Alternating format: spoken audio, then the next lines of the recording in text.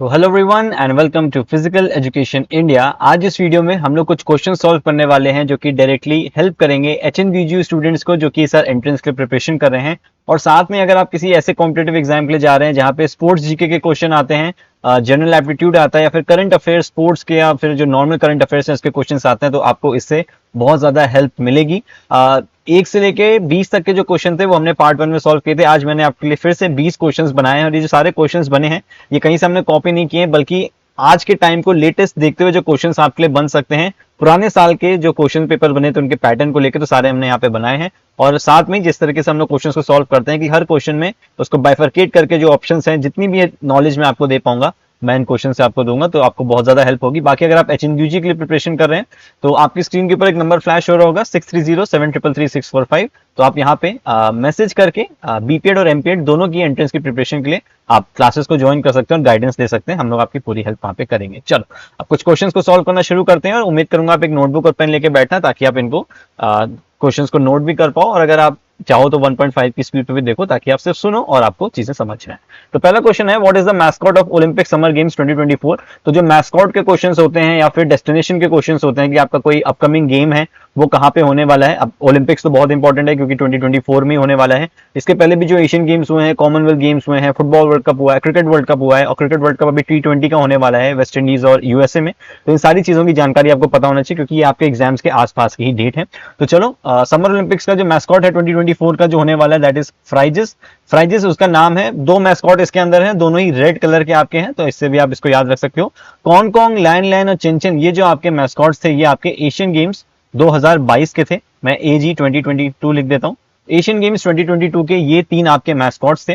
Live आपका जो mascot था ये था आपका फीफा वर्ल्ड कप का, FWC लिख देता हूं, फीफा वर्ल्ड कप जो कि आपका कतर में हुआ था, इसका ये मैस्कॉट था। और ब्लेज एंड टोंक ये आपका ICC क्रिकेट वर्ल्ड कप का था जो कि आपका इंडिया में ये 2023 में हुआ था। तो ये दोनों उसके मैस्कॉट्स थे। तो कुछ मैस्कॉट से इंपॉर्टेंट तो मैंने आपको बता दिए। इसके साथ साथ और एडिशनल इंफॉर्मेशन आपको पता होनी चाहिए जो कि लेटेस्ट है, जैसे कि फीफा वर्ल्ड कप की अगर मैंने बात करी जो कि कतर में हुआ था, इसकी चैंपियन अर्जेंटीना हुई थी और फ्रांस रनर अप रही थी। साथ में गोल्डन बूट आपको पता होना चाहिए कि एम्बापे को मिला था, सिल्वर बूट मेसी को मिला था, मार्टिनेज को गोल्डन ग्लव्स मिले थे। तो ऐसी कुछ इंफॉर्मेशन आपको पता होना चाहिए। क्रिकेट वर्ल्ड कप में ऑस्ट्रेलिया ने इंडिया को फाइनल में हराया था। और इस वर्ल्ड कप के भी जो भी इंडिविजुअल अवार्ड थे कि प्लेयर ऑफ द सीरीज कौन था, मैन ऑफ द फाइनल कौन था, तो ये सारी चीजें, ट्रेविस हेड थे आपके मैन ऑफ द फाइनल, तो ये सारी चीजें आपको पता होनी चाहिए। तो ऐसी कुछ जानकारी आपको इसमें मिलेगी तो आप अच्छा परफॉर्म कर पाओगे क्लासेस में। और साथ ही में अगर मैं ICC की बात करूं तो आपका जो भी ईयरली जो आपको अवार्ड्स मिलते हैं कि T20 player of the year या ICC men's cricketer of the year, ये सारे अवार्ड्स भी आपको इसमें पता होने चाहिए। ठीक है, तो क्योंकि आपके एग्जाम के पॉइंट ऑफ व्यू से इंपॉर्टेंट होंगे। चलो, When was the Arjun award started. अब ये जो अर्जुन अवार्ड्स हैं या फिर स्पोर्ट्स जीके वाले क्वेश्चंस हैं जिसमें आपके अवार्ड्स जो है बहुत ज्यादा इंपॉर्टेंट पार्ट प्ले करते हैं। 6 से 7 अवार्ड्स हैं हमारे पास जो कि इंडिया में प्लेयर्स को दिए जाते हैं। 6 अवार्ड्स हैं जनरली। इसके बाद कुछ इंटरनेशनल अच्छे अवार्ड्स हैं जो कि प्लेयर्स को दिए जाते हैं, तो इनके बारे में भी आपको जानकारी होनी चाहिए। तो अर्जुन अवार्ड स्टार्ट कब हुआ था, तो 1961 में ये आपका अर्जुन अवार्ड जो थे वो स्टार्ट हुए थे। 1991 की मैं बात कर लूं तो मेजर ध्यानचंद खेल रत्न अवार्ड आपके 1991 में स्टार्ट हुए थे। 1985 में आपके द्रोणाचार्य अवार्ड स्टार्ट हुए थे। द्रोणाचार्य अवार्ड जो आपके होते हैं जो कि कोचेस को दिया जाता है, ये आपका 1985 में स्टार्ट हुआ था। और 1999 में लॉरियस वर्ल्ड स्पोर्ट्स अवार्ड जो होते हैं ये आपके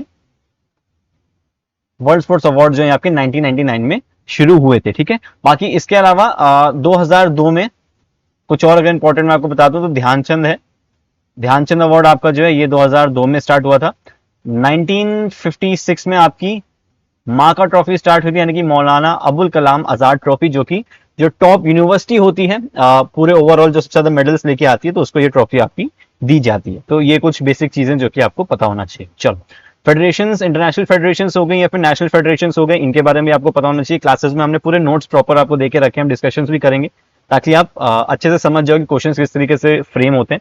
तो what is the international body of swimming. Swimming की इंटरनेशनल बॉडी क्या है, तो आपको पता होना चाहिए कि वर्ल्ड एक्वेटिक्स, जो कि अब नया नाम है स्विमिंग का कुछ टाइम पहले से, तो ये आपकी एक नई फेडरेशन है। इसके अलावा अगर मैं आपको कुछ फेडरेशन की अगर मैं बात कर लूं तो हमने फुटबॉल की बात करी, फीफा आपकी इंटरनेशनल फेडरेशन है। इंडिया की है all India football federation AIFF, ये इंडिया की हो गई। ICC आपको पता होगा इंटरनेशनल क्रिकेट काउंसिल, क्रिकेट की फेडरेशन हो गई इंटरनेशनल। इंडिया की BCCI हो गई, board of control for cricket in India. इसके अलावा हॉकी की इंपॉर्टेंट है, IHF आपकी हॉकी इंटरनेशनल फेडरेशन, IHF बोलते हैं क्योंकि ये फ्रेंच वर्ड है। तो और इंडिया की अगर मैं बात करूं तो हॉकी इंडिया, ये हमारी नेशनल फेडरेशन होगी। इसके अलावा बैडमिंटन की BWF, बैडमिंटन वर्ल्ड फेडरेशन, तो इंडिया की बैडमिंटन एसोसिएशन ऑफ इंडिया। ऐसे और भी जो अच्छे गेम्स हैं, बास्केटबॉल हो गया, फीवा जैसे इंटरनेशनल हो गई, और इंडिया की बास्केटबॉल फेडरेशन ऑफ इंडिया हो गया, बॉक्सिंग हो गया, हैंडबॉल हो गया। तो ये कुछ ऐसे बेसिक गेम है जिनके बारे में आपको पता होना चाहिए, ठीक है। तो इनकी आप अगर नॉलेज रखोगे तो आपको जरूर कुछ मार्क्स स्कोर करने में हेल्प करेगा। चलो रीजनिंग के कुछ क्वेश्चंस देख लेते हैं। Pointing to a photograph, Lata says he is the son of the only son of my grandfather, how is the man in the photograph related to लता। अब देखो बेसिकली जो लोग बीपेड के एंट्रेंस देते हैं, मैंने उनसे बहुत सुना है कि हमारा रीजनिंग का पार्ट बहुत खराब है या मैथ्स का पार्ट बहुत खराब है। तो देखो क्वेश्चंस बहुत बेसिक आते हैं, अगर आप प्रैक्टिस करोगे कुछ ऐसे बेसिक क्वेश्चंस को लेके, अच्छे क्वेश्चंस को लेके, तो आप बिल्कुल स्कोर कर पाओगे। एटलीस्ट आप अगर आप अपने आंसर के क्लोज भी पहुंचोगे तो बहुत चांसेस है कि जो ऑप्शंस में आंसर दिया है आप उसको समझ जाओ। तो चलो इस क्वेश्चन को सॉल्व करने का मैं आपको तरीका बताता हूँ। पढ़ने में हो सकता है टफ लग रहा हो, लेकिन बहुत ईजी क्वेश्चन है। पॉइंटिंग टू फोटोग्राफ लता से, तो लता की यहाँ पे बात करी गई है, तो हम एक लता यहाँ पे बना लेते हैं। एल मैं यहाँ पे लिख लेता हूँ, लता हो गई, और ये पॉइंट कर रही है एक तस्वीर की तरफ, तो हम यहाँ पे एक तस्वीर बना लेते हैं, यानी कि लता इस तस्वीर की बात कर रही है। आगे पढ़ते हैं। He is the son of the only son of my grandfather, तो लता जो है ये तस्वीर के लिए किसी को बता रही है कि ये जो इंसान है इसमें, he is the only son of the son of my grandfather. इसको अगर आप हिंदी में पढ़ोगे ना और ज्यादा अच्छे से आपको समझ में आएगा, वह मेरे दादा के इकलौते बेटे का बेटा है। तो सबसे पहले लता ने अपने ग्रैंडफादर की बात करी। तो कभी भी आप किसी की बात कर रहे, जैसे लता अपने ग्रैंडफादर की बात कर रही है, अपने दादाजी की बात कर रही है, तो हमेशा आप इसको डायग्राम बना के सॉल्व करना, और अपर जनरेशन, क्योंकि दादाजी की बात हो रही है, यानी कि वो लता के ऊपर की जनरेशन है, तो आप ऊपर एक डायग्राम बना सकते हो। एक लाइन जैसे मैंने खींची, यहाँ पे मैंने डॉट कर दिया, ये इनके ऊपर की जनरेशन है, लेकिन क्योंकि दादाजी की बात कर रहे हैं तो मैं और ऊपर चला जाता हूँ, यहाँ पे ग्रैंडफादर को फ्रेम कर देता हूं। तो इस तरीके से आप क्वेश्चन को इजीली सॉल्व कर पाओगे और आपको क्लियर रहेगा कि क्या क्या चीजें आपको बोली नहीं। फिर बोला गया वे मेरे दादा के इकलौते बेटे, यानी उनके ग्रैंडफादर का एक लौता कोई बेटा है, तो हम बेटे को भी यहाँ पे बना लेते हैं। मैं यहाँ पे सन लिख देता हूँ और इसको गोला कर देता हूँ, या मैं इसको स्क्वायर कर देता हूँ, जो कि मेल का हम इसको साइन बना सकते हैं, और ये उनका बेटा है। तो ये जो फोटो में बेटे की बात हो रही है, तो ये भी कोई मेल है, तो मैं एम लिख देता हूँ, और ये इनका बेटा है। अब समझने वाली बात ये है कि ये लता के ग्रैंडफादर हैं, और ग्रैंडफादर के सिर्फ इकलौते बेटे हैं, तो ग्रैंडफादर के इकलौते बेटे लता के भी तो फादर हो गए, यानी कि यहाँ पे जो हमने ब्लैंक छोड़ा था और ये जो फादर है, ये दोनों एक ही इंसान है। और अगर हम इनके बेटे की बात कर रहे हैं और लता इनकी बेटी हुई, तो हमको क्वेश्चन में पूछा गया है कि तस्वीर में जो इंसान है वो लता के क्या लगते हैं, तो बिल्कुल वो इंसान लता के भाई हो जाएंगे। तो इस तरीके से आप ड्राइंग बना के क्वेश्चन को जब सॉल्व करोगे तो ज्यादा इजीली आप क्वेश्चन को ऐसे सॉल्व कर पाओगे। बाकी ये क्वेश्चन आपको 30 से 40 सेकंड से ज्यादा नहीं लेंगे जब आप प्रैक्टिस में आ जाओगे। चलो कुछ करंट अफेयर्स की बात कर लेते हैं। करंट अफेयर्स बेसिकली आपको पढ़ने पड़ेंगे। आप गूगल से पढ़ो, आप यूट्यूब से पढ़ो, आप न्यूज़पेपर देखो, सोशल मीडिया पे एक्टिव रहते हो। अभी इलेक्शंस हो रहे हैं तो उसकी न्यूज़ आपको पता होनी चाहिए। G20 हुआ था तो उसकी न्यूज़ आपको पता होनी चाहिए। चंद्रयान मिशन हमारे काफी हुए हैं, तो आपको इनके बारे में कुछ करंट न्यूज़ आपको पता होनी चाहिए, और स्पोर्ट्स की भी बिल्कुल आपको पता होनी चाहिए। तो ऑपरेशन स्माइल एक्स जो आपका जो चाइल्ड लेबर होते हैं, जो बच्चे होते हैं जिनको काम कराया जाता है, तो उनको बचाने के लिए ये जो पहल थी ये तेलंगाना में शुरू हुई थी। तो एक करंट अफेयर्स था, फॉर एग्जांपल मैंने आपको बता दिया। अगर यही पेपर में आ जाता तो फिर इससे अच्छी तो कोई बात नहीं है। खैर नेक्स्ट क्वेश्चन देखते हैं। Which of the following is the prime motive of the intramural competition. अब देखो स्पोर्ट्स जीके की अगर हम बात कर रहे हैं, वैसे तो ये आपका स्पोर्ट्स मैनेजमेंट का क्वेश्चन आ जाता है, या फिर कॉम्पिटिशन से टूर्नामेंट्स में ये क्वेश्चन आपका ऐसे बन सकता है, लेकिन स्पोर्ट्स जीके में ये एक ऐसा टॉपिक है जो कि आपको पता होना चाहिए, क्योंकि आप इंट्राम्यूरल और इसके साथ साथ एक्स्ट्राम्यूरल, ये दो टूर्नामेंट्स या फिर दो कॉम्पिटिशन्स ऐसे होते हैं जो आप खुद इनके थ्रू निकल के आते हैं, आपने खुद इनको खेला होगा। तो इंट्राम्यूरल कंपटीशन वो होते हैं जो कि आपके चार दीवारों के अंदर होते हैं, यानी कि किसी एक पर्टिकुलर जगह में एक पर्टिकुलर नंबर ऑफ प्लेयर्स कह लो या कॉम्पिटिटर्स पार्टिसिपेट करते हैं, जो कि आपको पता होंगे, तो वही हमारा इंट्राम्यूरल कहलाता है। जैसे कि आपको एग्जांपल हो गया, आप स्कूल के अंदर कोई कंपटीशन करा रहे हो, आप अपनी क्लास के अंदर कोई कंपटीशन करा रहे हो जो कि चार दीवारों से बंधा हुआ है, तो ये आपके इंट्राम्यूरल होते हैं। और एक्स्ट्राम्यूरल ठीक इसका उल्टा, आपकी चार दीवारों के बाहर कोई टूर्नामेंट हो रहा है जो आप खेलने जा रहे हो, जैसे आपका स्टेट लेवल हो गया, नेशनल लेवल हो गया। अगर हम इंटर स्कूल की भी बात कर लें कि एक स्कूल किसी दूसरे स्कूल के बच्चों के साथ खेलने जा रहा है, यानी कि वो अपनी चार दीवारों से बाहर निकल के खेलने गया, तो वो आपका एक्स्ट्राम्यूरल हो जाएगा। ठीक है, तो इंट्राम्यूरल मैं यहाँ पे एक्स्ट्राम्यूरल लिख देता हूँ, दोनों का मतलब मैंने आपको समझा दिया है। अब हम बात करते हैं कि इंट्राम्यूरल का मेन ऑब्जेक्टिव क्या होता है, यानी कि हम इसको करवाते क्यों है, प्राइम मोटिव क्या है, सबसे बड़ा उद्देश्य क्या है। तो हमेशा आपको पता होना चाहिए कि फॉर मास पार्टिसिपेशन, कहीं भी आपको क्वेश्चन देखने को मिले तो इंट्राम्यूरल का जो मेन उद्देश्य होता है कराने का, वो होता है मास पार्टिसिपेशन फॉर एग्जाम्पल अगर एक स्कूल में हमने बोला कि हम एक इंटरम्यूरल कॉम्पिटिशन करा रहे हैं, तो वहां पे हम किसी की स्किल को डेवलप नहीं करना चाह रहे हैं, हमको किसी को अच्छा खिलाना नहीं है या फिर उसको बहुत बेहतरीन प्लेयर नहीं बनाना इंटरम्यूरल की वजह से, उसके लिए एक्स्ट्राम्यूरल हमारे पास है। जब वो और लोगों के साथ, बाहर के प्लेयर्स के साथ जाके खेलेगा तो वो डेवलप करेगा। To participate in inter school, team बनाने के लिए भी कोई आपका इंटरम्यूरल का कॉम्पिटिशन नहीं होता है। To gain fame in school, आप अपने स्कूल में आप लोग को लोग जानने लगे, तो भाई देखो ये जो तीनों पॉइंट है ना, ये पॉइंट है तो इंटरनल के, मैं ये नहीं कहूंगा कि ये नहीं है, बिल्कुल ये पॉइंट्स भी हैं, लेकिन जो आपका मेन मोटिव होता है वो होता है फॉर मास पार्टिसिपेशन, यानी कि ज्यादा से ज्यादा लोग इस कॉम्पिटिशन्स में आपके पार्टिसिपेट करें, यही आपका मेन उद्देश्य इंटरनल का होता है। ठीक है, तो ये आपके लिए इंपॉर्टेंट था। ऑड वन आउट करना है, minerals, protein, fats and carbohydrates, इन चारों में से आपको ऑड वन आउट करना है। तो अगर मैं आपको बताऊं तो इसका आंसर हो जाएगा मिनरल्स। क्यों हो जाएगा? क्योंकि प्रोटीन, फैट्स और कार्बोहाइड्रेट्स ये आपके क्या है, ये आपके मैक्रोन्यूट्रिएंट्स हैं। मैक्रोन्यूट्रिएंट्स का क्या मतलब हो गया?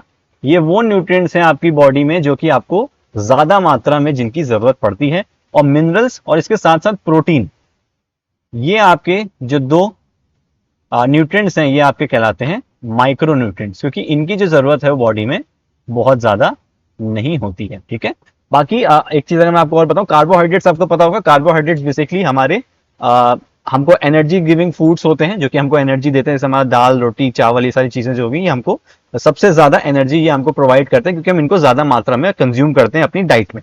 बाकी अगर मैं इसको फैट से कंपेयर करूं तो एक सिंगल फैट जो होता है वो कार्बोहाइड्रेट से ज्यादा कैलोरीज देता है, लेकिन फैट्स को हम इतना ज्यादा कंज्यूम नहीं करते हैं, क्योंकि इसके कुछ साइड इफेक्ट्स भी बॉडी में देखने को मिलते हैं। तो कार्बोहाइड्रेट सबसे ज्यादा हम कंज्यूम करते हैं, फैट्स की बात होगी उसके बाद, और फिर हमारा आ गया प्रोटीन। अब प्रोटीन क्या करता है? ये हमारी मसल बिल्डिंग में हेल्प करता है, हमारी मसल्स को रिपेयर करने में हेल्प करता है। आप लोग अगर जिम जाते होगे तो आपको पता होगा कि प्रोटीन आपके लिए कितना ज्यादा इंपॉर्टेंट है, क्योंकि ये हमारी मसल्स को डेवलप करने में, उनको प्रोटेक्ट करने में और उनको रिपेयर करने में भी हमको हेल्प करता है। अच्छा, इसके अगर मैं रेशियो की बात कर लूं तो जो कार्बोहाइड्रेट्स हैं ये हम करीब 57% कंज्यूम करते हैं अपनी डाइट में, एक दिन की मैं बात कर रहा हूँ।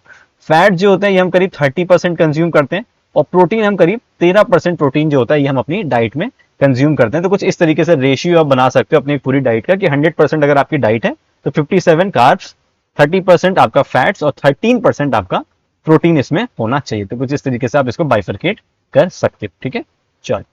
बाकी प्रोटीन के बारे में आपने ये भी सुना होगा कि आपने वेट से 1.5 गुना आपको लेना चाहिए, अपने वेट से 2 गुना लेना चाहिए। जो नॉर्मल लोग हैं, जो सेडेंटरी लाइफ जीते हैं कि ऑफिस जाना है, घर आना है, थोड़ा बहुत इधर उधर टहल लेना है, तो वो 1 ग्राम भी पर बॉडी वेट लेते हैं। ये डिपेंड करता है कि आपकी एक्टिविटी कैसी है, उसके हिसाब से आप प्रोटीन कंज्यूम करोगे। चलो, कुछ डेट्स की बात कर लेते हैं, डेट्स के क्वेश्चन भी इंपॉर्टेंट है। तो when is sports day celebrated in India? India में जो स्पोर्ट्स डे होता है या फिर खेल दिवस अगर आप कहो तो ये कब मनाया जाता है? तो 29 अगस्त को हमारे देश में हर साल जो स्पोर्ट्स डे उसको मनाया जाता है। क्यों? क्योंकि ये मेजर ध्यानचंद जी की बर्थ एनिवर्सरी होती है। मेजर ध्यानचंद जी की हमारी बर्थ एनिवर्सरी होती है, यानी इनका जन्म दिवस होता है, जिसके लिए हम लोग हर साल 29 अगस्त को सेलिब्रेट करते हैं स्पोर्ट्स डे। अच्छा, 21 जून क्यों इंपॉर्टेंट है? इंटरनेशनल योगा डे होता है हर साल। हर साल 21 जून को इंटरनेशनल योगा डे होता है हमारी कंट्री में। 7 अप्रैल को आपका वर्ल्ड हेल्थ डे होता है हर साल। ठीक है, ये भी बहुत इंपॉर्टेंट है, ये भी सेलिब्रेट किया जाता है पूरे वर्ल्ड में। वर्ल्ड हेल्थ डे आपका होता है। और 5 जून को आपका होता है वर्ल्ड एनवायरनमेंट डे। ठीक है, वर्ल्ड एनवायरनमेंट डे आपका 5 जून को सेलिब्रेट होता है। तो ये कुछ इंपॉर्टेंट डेट्स हैं। इसके अलावा भी बहुत सी इंपॉर्टेंट चीजें हैं जो कि आपको पता होनी चाहिए। तो कुछ डेट्स भी अगर आप रिवाइज करोगे तो ये आपको जरूर हेल्प करेगा। चलो, which of the following trophy is related to badminton? इस चारों में से कौन सी वो ट्रॉफी है जो कि बैडमिंटन से रिलेटेड है? तो आपका जो हॉपमैन कप है ये आपका बैडमिंटन से रिलेट करता है। मैं एक बार चेक कर लेता हूं अपने आंसर्स में। नहीं सॉरी, उबर कप आपका जो है ये आपका बैडमिंटन से रिलेट करता है। ठीक है, मुझे थोड़ा सा डाउट हो रहा था। ठीक है, उबर कप आपका जो है ये आपका बैडमिंटन गेम से रिलेट करता है। हॉपमैन कप और ऑस्ट्रेलियन ओपन जो है ये आपका लॉन टेनिस गेम से रिलेट करते हैं। ये दोनों ही आपके लॉन टेनिस में होते हैं। और नेहरू कप आपका जो होता है ये आपका फुटबॉल में होता है। फुटबॉल के मैं और भी क्वेश्चन आपको करा चुका हूं, जिसमें मैंने आपको बताया था कि संतोष ट्रॉफी भी एक बहुत इंपॉर्टेंट है, जो कि आपके फुटबॉल से हर पेपर में कहीं ना कहीं क्वेश्चन उससे आ जाता है। अच्छा, लॉन टेनिस में मैंने आपको ये बताया था कि जो हमारे ग्रैंड स्लैम्स होते हैं, जो 4 ग्रैंड स्लैम्स होते हैं, वो भी आपको पढ़ने बहुत जरूरी है। तो एक आपका ऑस्ट्रेलियन ओपन हो गया, दूसरा आपका एक फ्रेंच ओपन है, तीसरा विम्बलडन है और चौथा यूएस ओपन है। तो ये 4 ग्रैंड स्लैम्स के नाम आपको पता होने चाहिए। और इसमें एक चीज और आती है कि आपको सीक्वेंस से लगाने आ जाता है कि साल में पहला ग्रैंड स्लैम कौन होता है, कौन सा होता है, फिर उसके बाद और उसके बाद कौन सा होता है। तो इसकी बहुत सिंपल सी ट्रिक है। हमने पढ़ा ऑस्ट्रेलियन ओपन, ऑस्ट्रेलियन ओपन सबसे ऊपर, फिर नीचे आपका आ जाएगा फ्रेंच, इसके नीचे फिर आ जाएगा विम्बलडन, और फिर इसके बाद आ जाएगा यूएस ओपन। तो अब आप देखोगे अगर आप अल्फाबेट ऑर्डर लगाओगे तो ए देखो सबसे पहले आता है, तो ऑस्ट्रेलियन ओपन सबसे पहले, फिर एफ आता है तो फ्रेंच ओपन हो गया, उसके बाद फिर एफ के बाद डब्ल्यू आपको दिखेगा तो विम्बलडन हो गया, और डब्ल्यू के बाद यू आता है तो यूएस ओपन हो गया। तो कुछ इस तरीके से आपका इसी प्रोसीजर में ही आपका होता है, ठीक है। ऑस्ट्रेलियन ओपन जनवरी में होता है, फिर उसके बाद आपके सारे टूर्नामेंट्स कंडक्ट किए जाते हैं, तो ये भी आपको पता होना चाहिए। बाकी कुछ इंपॉर्टेंट जो और ट्रॉफीज हैं, जो कप्स हैं, उनकी भी नोट्स अपलोडेड हैं, तो वो आपको क्लासेस में मिल जाएंगे। चलो एक रीजनिंग का क्वेश्चन और देख लेते हैं। अल्फाबेट सीरीज का क्वेश्चन है, और ऐसे क्वेश्चन को सॉल्व करने के लिए मैंने आपको हमेशा बताया है कि कभी भी अल्फाबेट का क्वेश्चन आए तो आप हमेशा उसके नीचे उसका नंबर लिखो कि अल्फाबेट किस नंबर पे आपका आ रहा है, तो उससे आपको क्वेश्चन को सॉल्व करने में आसानी होगी। तो अगर मैं डब्ल्यू एक्स की बात करूं तो आपका ये आ जाएगा 25 23, 23 और 24 नंबर पे आपका डब्ल्यू और एक्स है, 23 24। यू आपका हो गया 21, बी हो गया आपका 22, एस टी 19 और 20, 17 और 18। तो काफी हद तक ये आपको पैटर्न बनता हुआ दिख रहा है, कुछ पैटर्न यहाँ पे बन रहा है, 17 18 19 20 21 22 23 24, कुछ ऐसे ही होगा। सेकंड अल्फाबेट भी चेक कर लेते हैं। तो ये आपका हो गया 3 4, ई एफ फिक्स 6, ठीक है, F6 हो गया, G7 H8, ठीक है, और I9 I9 और J10। चलो कुछ टेक्निक्स हैं जिनको याद करने की, जैसे CD तक सबको याद रहता है, E तक सबको जनरली याद रहता है, F का 6 होता है तो मैंने फिक्स 6 करके इसको याद किया है, G7 सबमिट होता है तो G7 करके मैंने याद किया है, H ऐसे होता है तो इसके ऊपर ऐसे लाइन खींच दो तो 8 बन जाता है, I9 हम लोग कहते हैं तो I9 हो गया, I9 हो गया, और जे में देखो ये कुछ हॉकी जैसा बनता है तो इसमें एक गोला और लगा दो बॉल तो 10 हो जाए। तो कुछ ट्रिक्स होती हैं जिनसे आप इनको याद कर सकते हो। बाकी चलो अगर मैं देखूं इसमें क्या बन रहा है तो 3 4 5 6 7 8 9 10, तो देखो बहुत सिंपल सा बन रहा है, इसके आगे के 4 अल्फाबेट पूछे गए हैं, तो ये तो सीरीज आप देख सकते हो 3 4 5 6 7 8 9 10, तो यहाँ पे आपका 11 और 12 नंबर के आएंगे डिजिट, और फिर यहाँ पे आप देख सकते हो 17 18 19 20 21 22 23 24, तो अब यहाँ पे आपका 25 और 26, यानी कि यहाँ पे 25 और यहाँ पे 26 आपका आएगा, ठीक है। कुछ इसी तरीके से आपकी सीरीज बन रही है आई थिंक, 17 18 19 20 21 22 23 24 25 26, कुछ गलत बना क्या?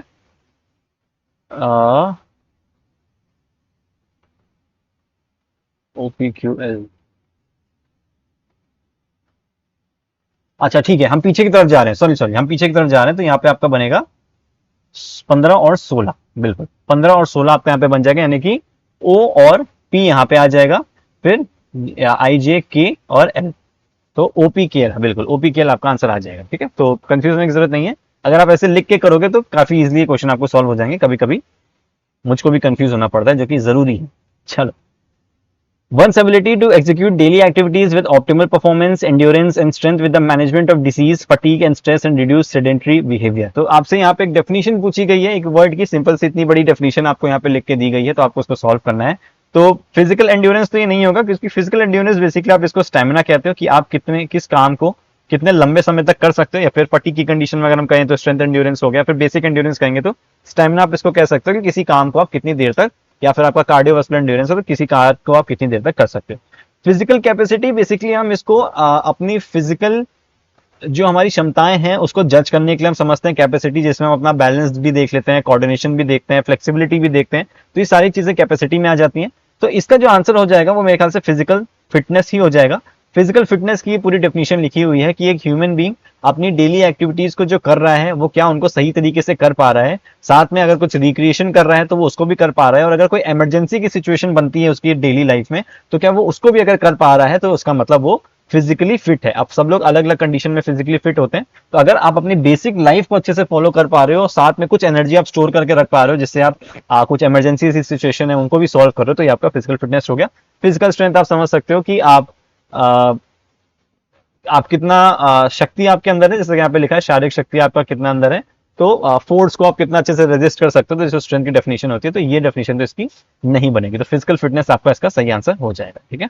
चलो, the book the race of my life is the biography of which athlete. तो बायोग्राफी, ऑटोबायोग्राफी या फिर बुक से रिलेटेड भी क्वेश्चन आपके पेपर में बनेंगे, तो इसलिए मैंने इस क्वेश्चन को डाला है। तो the race of my life, ये जो आपकी बुक है ये किसने बनाई है, ये आप आंसर करो।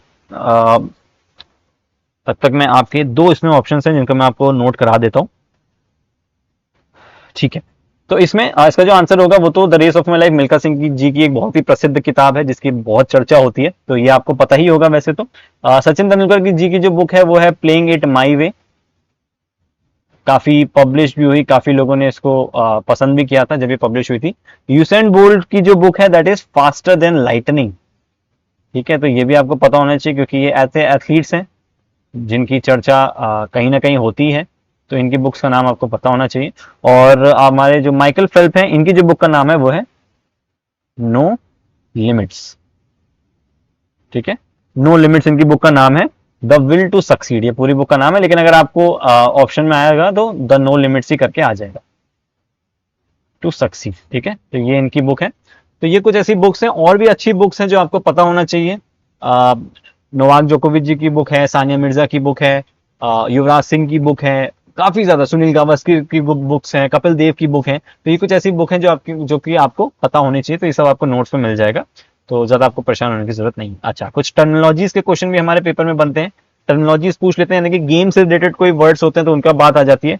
The term short corner relates to which game, तो जो शॉर्ट कॉर्नर है वो किस गेम से रिलेट करता है, तो काफी मेरे जो स्टूडेंट्स हैं इसमें कंफ्यूज होते हैं। जैसे वो कॉर्नर का नाम सुनते हैं वो दौड़ते हैं फुटबॉल की तरफ, लेकिन शॉर्ट कॉर्नर आपको पता होना चाहिए कि हमारा हॉकी के अंदर यूज होता है, फुटबॉल के अंदर सिर्फ हमारा कॉर्नर वर्ड को यूज किया जाता है। तो जो शॉर्ट कॉर्नर है वो हमारा फील्ड हॉकी जो गेम होता है उसके अंदर ये यूज होता है। बाकी लॉन टेनिस के मैंने आपको बहुत सारे बता के रखे हैं, एस होता है, ड्यूस होता है, एडवांटेज होता है, तो ये कुछ आपके लॉन टेनिस के हो गए। बाकी भी बहुत सारी टर्मिनोलॉजीज हैं वो आपको मिल जाएंगी, ठीक है। चलो, volleyball is the national game of which country, volleyball किस किस कंट्री का नेशनल गेम है, तो इसका आंसर हो जाएगा आपका नेपाल, नेपाल का ये है, और साथ में श्रीलंका का भी ये हमारा नेशनल गेम है, ठीक है। तो श्रीलंका का और नेपाल का वॉलीबॉल नेशनल गेम है। पाकिस्तान का फील्ड हॉकी है। इंडिया का कोई भी नेशनल गेम नहीं है, ठीक है, कोई भी नेशनल गेम इंडिया का नहीं है। कहने को हम फील्ड हॉकी कहते हैं बट नहीं है, वो रजिस्टर्ड नहीं है, ना गवर्नमेंट की तरफ से है, ना हमारे पसंद की वजह से है, तो फील्ड हॉकी या कोई भी नहीं है, तो इंडिया का कोई नेशनल गेम नहीं है। और भूटान का है हमारा आर्चरी, ठीक है। अब नेबरिंग कंट्रीज की बात हो रही है तो टेबल टेनिस आपका चाइना का नेशनल गेम है, तो ये भी एक अच्छी कंट्री है जो कि हमारे स्पोर्ट्स में परफॉर्म करती है, तो चाइना का भी नेशनल गेम हमारा टेबल टेनिस। चलो, Which Indian player has made history by winning the 2024 FIDE Candidates Chess Tournament in Toronto, Canada? तो इसके बारे में आपने बहुत न्यूज सुनी होगी, तो इसका जो आंसर है that is Dommaraju Gukesh, D Gukesh के नाम से आपने इनको सुना होगा। तो इन्होंने बहुत ही अच्छा परफॉर्म करते हुए काफी वर्ल्ड रैंक प्लेयर्स को हराते हुए इन्होंने इस अचीवमेंट को लिया है, जो कि अभी रिसेंटली हुआ था, तो ये काफी इंपॉर्टेंट है आपके करंट अफेयर्स के हिसाब से। साथिया नानासेकरन ये आपके टेबल टेनिस के प्लेयर हैं, इनका भी परफॉर्मेंस रिसेंट कुछ टूर्नामेंट्स में काफी अच्छा रहा है। प्रज्ञनंदा, आर प्रज्ञनंदा, ये भी एक चेस की प्रोडिजी है इंडिया की, जो काफी अच्छा परफॉर्म कर रहे हैं वर्ल्ड लेवल पे जाके, टॉप 15 या टॉप 10 में है मेरे ख्याल से अभी वर्ल्ड रैंकिंग में।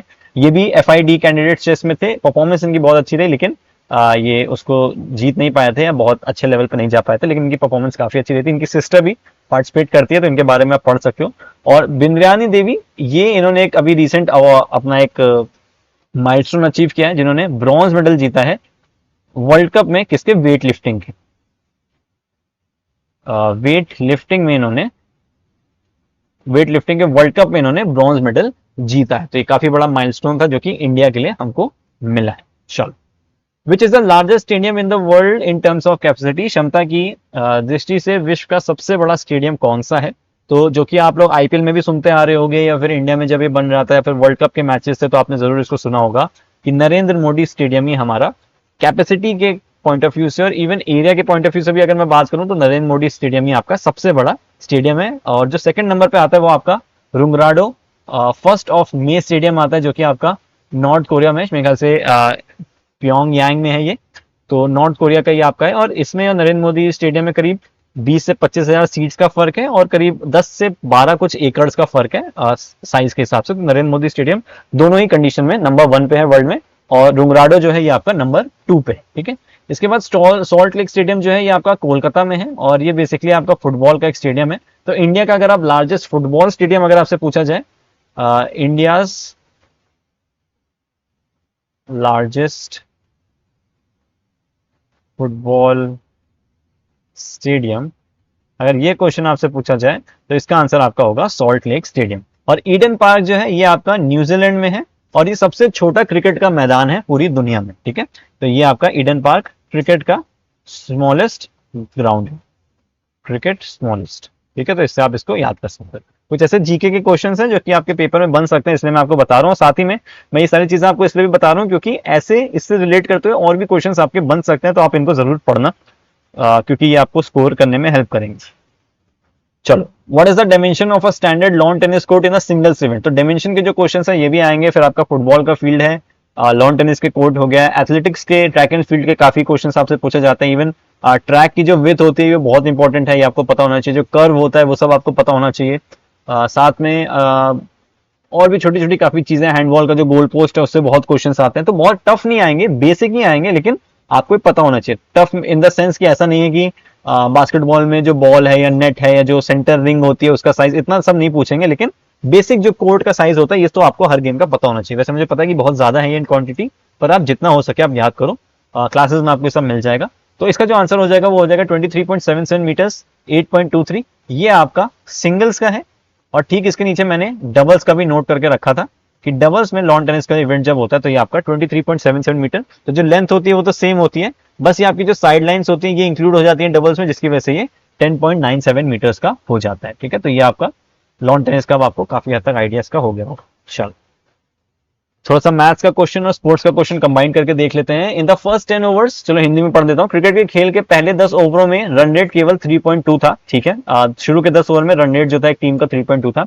282 रनों के लक्ष्य तक पहुंचने के लिए शेष 40 ओवरों में रन रेट क्या होना चाहिए? तो देखो हमको यहाँ पे जो दिया है वो दिया है कि एक टीम का टोटल स्कोर जो था वो बना 282, जिसमें से 40 ओवर का हमसे रन रेट पूछा गया कि रन रेट क्या होगा। तो सबसे पहले तो हम 10 ओवरों की अगर हम बात कर लें तो हमको पता है कि 10 ओवर में हर ओवर का 3.2 रन रेट रहा है, यानी कि हमारा जो टोटल रन बने शुरू के 10 ओवर में हो गया 32।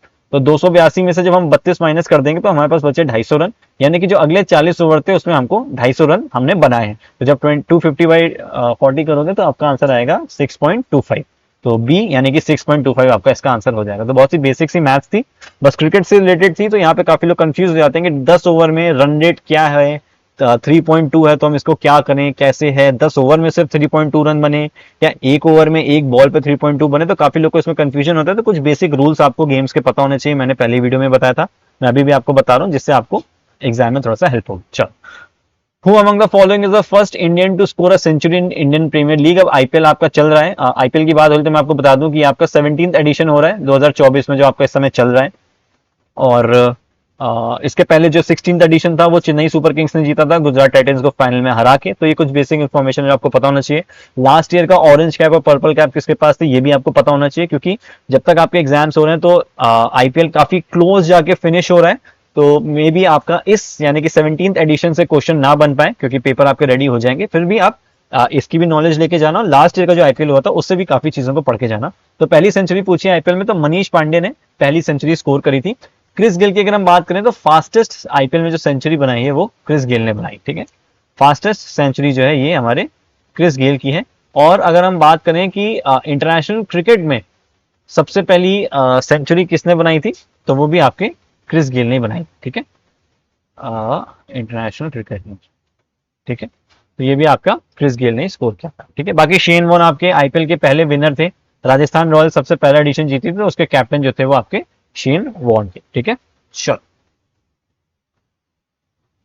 What are the headquarters of the international? Where are the headquarters of the international Paralympic committee? तो जो पैरालंपिक कमेटी थी उसके हेडक्वार्टर्स कहाँ पे हैं? तो ये आपको पता होना चाहिए कि जर्मनी में आपका इसका हेडक्वार्टर है। और जो हमारी आईओसी है यानी कि इंटरनेशनल ओलंपिक कमेटी है, उसका जो हेडक्वार्टर्स है वो आपका लॉजेन स्विट्जरलैंड में। ठीक है, आईओसी का जो आपका ये आपका लॉजेन स्विट्जरलैंड में आपका है। ठीक है, तो चलो ये थे हमारे टोटल 20 क्वेश्चंस। आई होप आपको इनसे काफी ज्यादा हेल्प मिली होगी। आपने समझा होगा कि आपका जो पेपर फ्रेम होता है वो किस तरीके से होता है। आप क्लासेस अगर ज्वाइन करना चाहते हो एचएनबीजीयू के लिए तो बिल्कुल आप व्हाट्सएप करो नंबर पे, हम आपको गाइड भी करेंगे। फिजिकल टेस्ट के लिए भी यहाँ पे कैसे आना है, कहाँ रुकना है, जो भी सारी चीजें हैं, क्योंकि हम यहीं पे हैं, हम आपसे मिलेंगे भी। तो बिल्कुल आप गाइडेंस ले सकते हो और अपनी तैयारी इसमें कर सकते हो। बाकी इसका पहला पार्ट जो पहले से ही अपलोडेड है, आप उसको भी जरूर पढ़ो, और जो नेक्स्ट पार्ट्स होंगे वो भी हम जल्दी उसको अपलोड करेंगे। So thank you so much for watching this video and stay safe.